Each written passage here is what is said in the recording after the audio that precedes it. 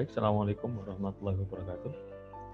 Selamat datang kembali di mata kuliah pengantar teknik industri untuk jurusan teknik industri, program studi teknik industri, program sarjana. Nah, kita akan melanjutkan materi kita di pertemuan kali ini. Kalau di pertemuan sebelumnya kita sudah membahas tentang dasar-dasar dari desain sistem produksi. Nah, pada pertemuan kali ini saya akan membahas tentang bagaimana strategi untuk product placement atau strategi penempatan produk. Nah, apa itu strategi penempatan produk? Strategi penempatan produk adalah sebuah pilihan bagi organisasi apakah dia akan menyetop atau tidak, barang atau jasa yang dia hasilkan. Nah, strategi penempatan produk itu ditentukan oleh satu faktor penentu. Ya, faktor penentu tersebut adalah yang kita sebut dengan lead time. Apa itu lead time? Lead time adalah interval waktu antara konsumen itu memesan hingga konsumen tadi menerima barang. Jadi misalnya kalau kita menerima atau konsumen pesan hari ini dan dia terima barangnya 3 hari kemudian, itu artinya lead time-nya 3 hari. Kalau konsumen memesan hari ini kemudian datangnya 7 hari kemudian, itu artinya lead time-nya 7 hari. Nah, lead time ini adalah salah satu penentu strategi penempatan produk. Nah, jika konsumen itu mau menunggu atau ketersediaan waktu menunggu konsumen itu lebih kecil daripada lead time, maka organisasi harus memelihara persediaan produk jadi. Jadi misalnya begini, kalau misalnya lead time konsumen punya lead time 3 hari. Produk tadi punya lead time 3 hari. Artinya kalau konsumen pesan sekarang, dia akan dapat barang 3 hari kemudian. Tapi di sisi lain, konsumen hanya mau menunggu misalnya 1 hari. Artinya, waktu menunggu konsumen itu lebih kecil daripada lead time.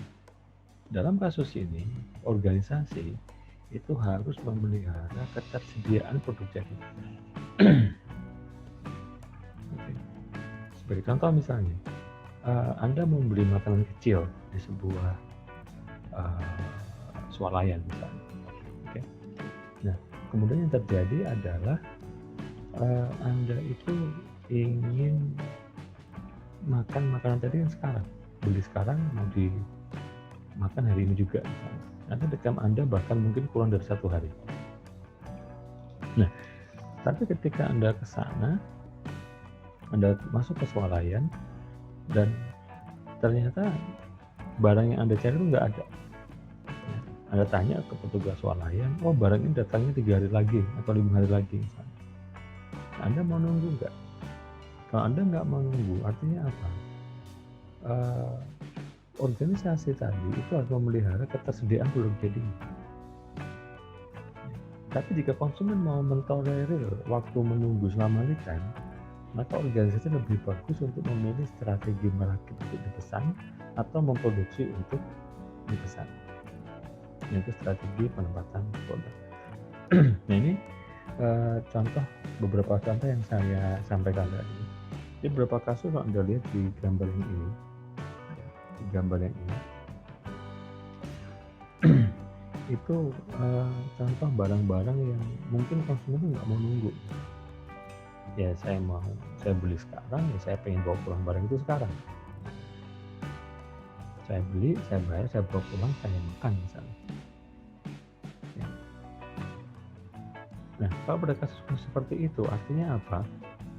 Organisasi atau perusahaan itu lebih baik untuk menjaga ketersediaan. Tapi beda dalam kasus pembelian mobil di Indonesia. Ya, saya bilang di Indonesia, tidak di negara lain. Kalau di Indonesia kadang-kadang kita pesan mobil sekarang, datang 3 bulan lagi, konsumen nggak ada masalah. Ya, kalau konsumen nggak ada masalah, maka strateginya akan berbeda. Ya. Kalau yang konsumen nggak mau nunggu di kasus ini, maka mereka harus memilih strategi untuk menyediakan produk jadi. Nah, kalau yang ini, ya, ketika ada pesanan baru mereka rakit atau merakit untuk dipesan. Ya, make to order or assembly to order. Nanti kita bahas apa bedanya. Nah, strategi penempatan produk itu secara umum ada 4 yang kalau Anda lihat. Ada make to stock atau memproduksi untuk disimpan, ya. Kemudian merakit untuk dipesan atau assemble to order, kemudian memproduksi untuk dipesan dan merancang untuk dipesan. Ya. Jadi dalam kasus ini karena si perusahaan atau organisasi tadi harus menjaga ketersediaan produk jadi, maka dia harus memilih strategi make to stock, membuat untuk disimpan. Nah, itu make to stock. Kalau merakit, nanti akan kita kasih contoh, kita kasih pembahasan dari masing-masing tadi. Nah, ini contoh yang tadi saya sampaikan. Make to stock itu adalah barang-barang yang seperti ini, ya, tadi. Jadi fokusnya adalah pengiriman produk segera dengan kualitas yang baik, harga yang wajar, dan barang yang umum atau barang terstandar. Itu barang-barang yang biasanya make to stock. Nah, dalam lingkungan seperti ini, konsumen tidak akan mentolerir untuk menunggu kedatangan produk, sehingga manajemen dituntut untuk memelihara ketersediaan produk jadi. Nah, barang-barang yang make to stock itu biasanya adalah barang-barang yang Anda lihat jumlahnya banyak, karena variasi produknya berupa ukuran, warna, fasilitas, dan sebagainya itu berbagai macam. Ya. Contoh Anda lihat di produk ini saja ya. Ini. Ya, produk itu ada yang kemasannya kaleng, ada yang kemasannya macam-macam, ada yang besar, ada yang kecil dan sebagainya. Kemudian di sini misalnya ada minyak goreng 1 liter, ada minyak goreng 2 liter, ada yang jerigen dan sebagainya. Oke. Begitu juga untuk produk ini. Jadi sirup dan sebagainya itu kan produk-produk yang stoknya banyak dan bervariasi gitu, karena keinginan orang beda-beda, sehingga variasi produk itu harus disiapkan, ukurannya harus disiapkan, warna disiapkan dan sebagainya. Nah, tapi mungkin ada pertanyaan-tanya, bagaimana dengan yang di atas, Pak? Mobil. Nah, kalau mobil di Indonesia itu memang biasanya nggak make to stock. Tapi di beberapa negara di luar negeri, Australia misalnya, Amerika, mobil itu biasanya make to stock. Karena konsumen tidak mau menunggu. Ketika mereka punya uang, mereka beli mobil, mereka ingin bawa mobil itu sekarang. Gitu.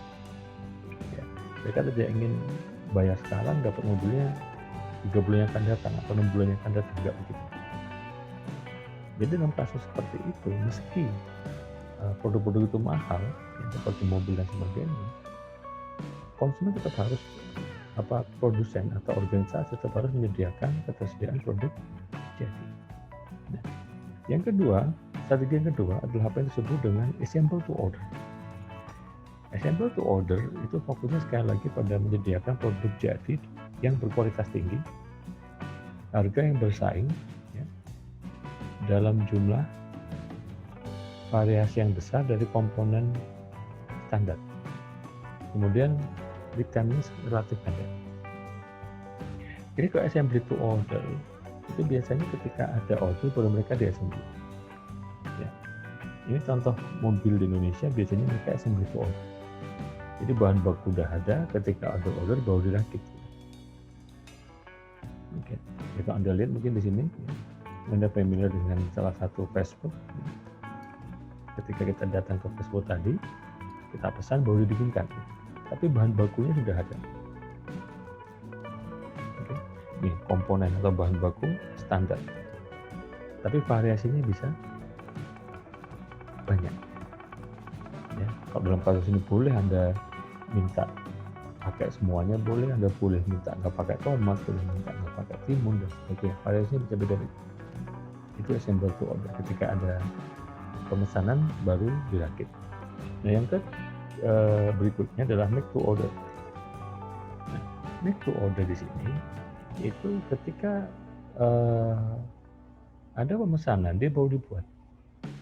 Jadi fokusnya pada menyediakan kemampuan teknis untuk memproduksi produk yang khusus. Make to order. Jadi ketika ada pemesanan, ketika ada pesan baru dia bikin. Nah, biasanya kasus-kasusnya adalah kasus-kasus yang relatif custom. Jadi produk-produknya produk-produk yang relatif custom. Ya, misalnya kalau di sini kan custom, tidak standar. Pagar rumah misalnya tidak standar. Ya, satu rumah dengan rumah yang lain mungkin berbeda. Modelnya sama, ukurannya berbeda. Kemudian ada disebut dengan engineering to order. Engineering to order itu adalah ketika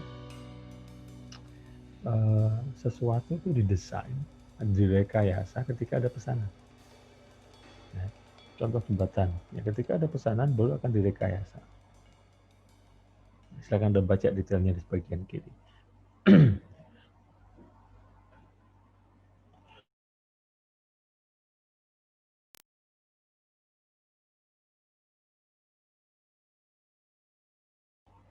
Baik, tadi kita sudah membahas tentang strategi penempatan produk. Nah, sekarang saya akan membahas tentang hubungan antara strategi penempatan produk dengan strategi penempatan proses. Ya. Yang sudah banyak kita bahas tadi adalah di sini, strategi penempatan produk. Nah, apa hubungan strategi penempatan produk dan strategi penempatan proses? Nah, secara umum, perencanaan proses atau proses produksi, ya, itu secara umum ada 3 jenis ini. Ada disebut dengan flow shop, ada disebut dengan job shop, ada disebut dengan fixed site. Oke. Nah, apa itu flow shop? Flow shop adalah proses produksi, ya, proses produksi yang bentuknya adalah line atau lintasan dan fokusnya pada ke produk. Maka flow shop biasa juga disebut dengan product layout. Ya, jadi satu line itu hanya bisa dipakai untuk satu jenis produk. Nanti ada kelebihan kekurangan yang kita bahas di slide setelahnya. Nah, flow shop, ya, itu cocok untuk ini make to order sama assembly to order. Nah, yang kedua ada disebut dengan job shop. Job shop adalah fungsional. Ya, fungsional. Jadi yang disebut dengan job shop, mesin-mesin yang sama itu akan dijadikan dalam satu stasiun. Jadi tidak boleh mesin yang sama ada di banyak stasiun, itu tidak boleh. Tapi kalau flow shop itu mungkin. Flow shop itu ada urutannya dari A ke B ke C ke D ke E dan seterusnya. Nggak boleh balik. Nah, kalau job shop itu boleh balik karena mesin-mesinnya dikumpulkan dalam satu tempat. Mesin yang sama itu dikumpulkan dalam satu tempat. Nah, kalau job shop itu biasanya untuk memproduksi untuk dipesan. Nah, yang terakhir disebut dengan fixed site. Fixed site adalah posisi tetap fokus pada proyeknya.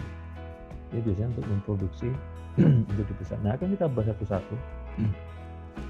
Nah, job shop, kita akan mulai bahas job shop dulu. Job shop kalau Anda lihat itu seperti ini kira-kira. Jadi misalnya ini satu mesin, satu departemen, itu satu mesin, satu jenis mesin yang sama. Misalnya latte departemen di sini, milling departemen di sini, drilling departemen di sini, kemudian assembly di sini. Ya. Jadi kalau Anda lihat misalnya satu produk, ya, itu mereka masuk ke sini, kemudian ke latte 1, latte 2, latte 3, mereka boleh langsung ke milling, kemudian ke assembly keluar. Tapi ada juga yang mungkin balik gitu, ya, balik. Jadi misalnya mana yang balik, itu boleh balik. Jadi misalnya dari latte, kemudian dia ke milling, kemudian dia ke drilling, dia balik ke latte, itu boleh. Itu boleh. Kalau itu job, artinya stasiun kerja itu dikumpulkan, didesain berdasarkan jenis mesin yang sama, job shop. Jadi pekerjaan mesin-mesin yang sama dikumpulkan dulu. Nah, kelebihannya apa? Tata letak berdasarkan aliran proses atau job shop tadi itu disebut juga functional layout. Ya, itu merupakan metode pengaturan dan penempatan dari mesin dan segala fasilitas produksi dengan tipe atau macam yang sama dalam sebuah departemen. Jadi tipe mesin yang sama, macam mesin yang sama itu jadikan satu gitu departemen. Nah, ini umumnya diaplikasikan untuk industri yang memproduksi produk yang tidak distandarkan dengan volume produksi yang kecil. Nah, artinya job shop atau functional layout itu cocok untuk produk yang variasinya tinggi, ya. Kemudian volume produksi per variasi per jenis itu tidak besar, relatif kecil. Nah, itu cocok dengan job shop. Nah, keuntungan proses layout atau job shop tadi itu penggunaan mesin dapat dilakukan secara efektif. Nah, kemudian fleksibilitas tenaga kerja dan fasilitas produksi besar. Fleksibilitas tenaga kerja dan fasilitas produksi besar artinya desain seperti apa mereka bisa lakukan. Dan investasi mesin relatif kecil dan mudah mengatasi breakdown. Jadi misalnya kalau Anda dari sini, kontak ini, misalnya dari sini dia ke sini, kalau memang ini rusak misalnya, dia bisa ke sini dulu, ya. Dia bisa di cover oleh mesin-mesin yang lain. Jadi kalau job mesin lain yang sama dalam satu departemen, nah itu keuntungannya. Kerugiannya apa? Kerugiannya aliran proses yang panjang itu mengakibatkan material handling yang lebih mahal. Ya, karena kadang-kadang dia harus balik. Jadi dari latih, kemudian ke milling, ke drilling, mungkin balik ke milling lagi dan seterusnya. Sehingga itu membuat waktu produksi juga bisa jadi lebih panjang. Kemudian inventory barang setengah jadi atau work in process, WIP, work in process itu cukup besar. Ya karena kadang-kadang ketika dia balik mengantri ke satu mesin itu lagi penuh. Gitu. Kemudian diperlukan tenaga kerja dengan keterampilan yang tinggi. Kenapa? Karena dia harus bisa menjalankan beberapa jenis mesin sekaligus. Dan kesulitan menyeimbangkan kerja dari setiap fasilitas. Dan tidak cocok juga untuk jumlah produksi yang banyak. Ya. Kemudian yang kedua disebut dengan flow shop. Ya, flow shop itu kalau Anda lihat ada urutannya dari sini ke sini ke sini gitu. Ya. Nah, gambarnya kira-kira begini. Dan misalnya ada bahan baku A dan B, A ke sini, ke situ, B ke sini misalnya. Ya. Ya.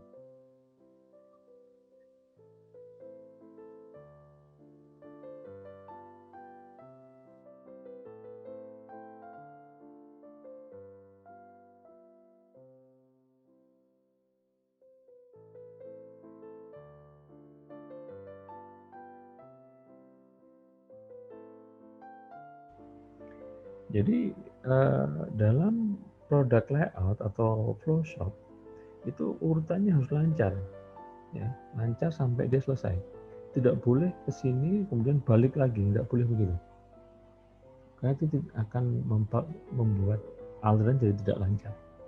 Nah, keuntungannya apa? Inventory barang setengah jadi jadi lebih kecil. Total waktu produksi jadi lebih pendek, material handling dapat dikurangi dan tidak memerlukan operator dengan keterampilan tinggi. Dan juga cocok untuk jumlah produksi yang besar. Ya. Nah, tapi kerugiannya kerusakan satu mesin itu bisa mengakibatkan terhentinya proses produksi. Karena dia berupa aliran gitu, ya. Jadi kalau misalnya satu mesin di sini rusak, ya aliran terputus. Tapi beda dengan job shop tadi saya bilang, ya. Kalau misalnya di sini dia ke sini rusak, dia bisa ngantri ke mesin yang lain yang sama. Tapi dalam full shop itu nggak bisa dilakukan. Ya. Jadi ketika satu mesin rusak, mesin drill rusak, ya sudah satu ini berhenti, nggak bisa jalan. Itu kekurangannya. Kemudian perubahan desain produk, jadi perubahan desain produk, ukuran dan sebagainya itu memerlukan layout ulang. Kemudian kecepatan mesin ditentukan oleh mesin yang beroperasi paling lambat atau yang kapasitasnya paling kecil dan membutuhkan investasi yang besar. Itu kerugiannya. Nah, yang terakhir apa yang disebut dengan fixed position layout. Fixed position layout itu biasanya untuk memproduksi barang-barang yang besar. Ya, seperti ini misalnya, kapal, pesawat terbang, ya, gedung, jembatan, dan sebagainya. Nah, contoh tata letak dengan fixed position layout, lautan, pesawat terbang, jalan kapal, konstruksi bangunan, dan sebagainya. Ya. Anda bayangkan kalau merakit pesawat terbang kita pakai flow shop. Dari stasiun A ke B ke C, Anda bayangkan seberapa besar pabriknya. Galangan kapal juga. Nah, keuntungan fixed layout, karena yang berpindah adalah fasilitas produksi, maka material handling bisa dapat dikurangi. Ini kontinuitas dan tanggung jawab kerja bisa tercapai dengan sebaik-baiknya. Nah, kerugiannya adalah adanya peningkatan frekuensi pemindahan fasilitas produksi atau operator pada saat operasi berlangsung, adanya duplikasi pelatihan kerja menyebabkan perubahan space area dan tempat untuk barang setengah jadi, dan memerlukan pengawasan dan kondisi kerja yang ketat khususnya dalam penjadwalan produksi. Kenapa? Karena ketika jadwal produksi tidak teratur, apabila jadwal produksi itu membutuhkan bahan baku atau mesin-mesin tertentu, itu bisa saling menunggu. Kalau jadwalnya tidak diatur dengan bagus, ya, misalnya suatu saat butuh satu mesin tertentu, ya, jadi ketika melakukan aktivitas itu butuh mesinnya, butuh orangnya, butuh bahan bakunya. Ya. Kalau salah satu tidak ada dalam satu tempat ketika dia dibutuhkan, ya, orangnya ada, mesinnya ada, bahan baku nggak ada, nggak bisa kerja. Bahan baku ada, orang ada, mesinnya nggak ada, nggak bisa dikerjakan juga. Ya. Bahan baku ada, mesin ada, orangnya nggak ada, kan nggak bisa dikerjakan juga. Sama misalnya Anda pergi ke bengkel, ya, bukan mobil misalnya, mau ganti spare part. Nah, spare part itu bisa diganti kalau orangnya ada, alatnya ada, penggantinya, bahan bakunya ada. Salah satu nggak ada, ya akan itu terus nggak akan bisa selesai pekerjaannya. Kira-kira begitu. Nah, itu materi singkat tentang strategi penempatan produk dan strategi penempatan proses. Semoga bermanfaat. Kurang lebihnya mohon maaf. Assalamualaikum warahmatullahi wabarakatuh.